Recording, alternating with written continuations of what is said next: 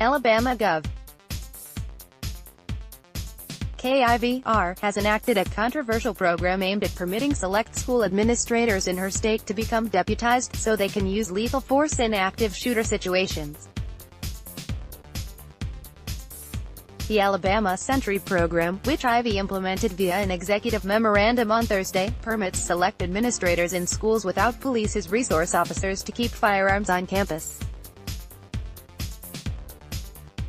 "We must provide a way for schools to protect their students in the upcoming school year," Ivy said in a press release announcing the program.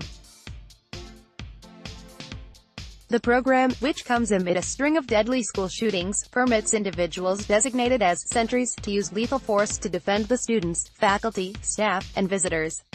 The measure does not force school districts to arm administrators and will not require them to carry guns. But it allows each school district to choose whether to arm administrators.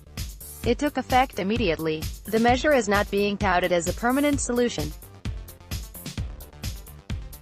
Larger districts may have the ability to hire school resource officers, itself a controversial measure, but many smaller schools can't afford to. Ivy said her memorandum is a stopgap measure until legislatures can come up with a concrete plan to have a school resource officer on every campus. With the unfortunate continued occurrence of school violence across our country, we cannot afford to wait until the next legislative session, Ivy said. Alabama Governor KIVR has enacted a controversial plan intended to stop school shootings. Hal Taylor, Alabama's Secretary of Law Enforcement, said the program is a common-sense approach to increasing security in our schools. Dr. Eric Mackey, the state superintendent of education, also praised the initiative. Schools are sanctuaries of learning and, as such, they must be safe places for our children to learn, knowing that the adults around them are watching out for their safety and security, he said. However, not everyone is in favor of the decision. In a statement to the Tuscaloosa News, Bernard Similton, president of the Alabama NAACP, was critical of the memorandum. "This is the absolute worst idea imposed on students," Similton said. Since the Columbine school massacre in 1999, more than 215,000 students have been exposed to gun violence in schools. The answer to stop gun violence is not to bring in more guns. Ann Leader, head of the Alabama chapter of Moms Demand Action, also told the Birmingham News she doesn't believe guns belong in schools. "From our research, school safety experts, teachers, and law enforcement officials oppose arming teachers and staff," said Leader, whose organization advocates for gun safety and reform. "They have other jobs they are meant to be doing in schools. They aren't trained sharpshooters and don't have ongoing training."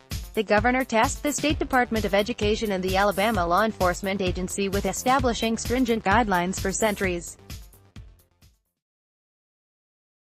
Anyone who wishes to participate must be approved by their district superintendent, school board and local law enforcement agency.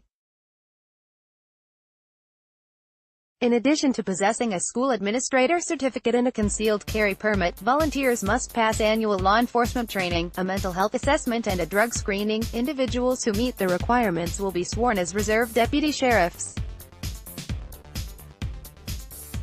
Each one will be provided with an authorized weapon, ammunition, a weapon storage safe and a distinctively marked bulletproof vest.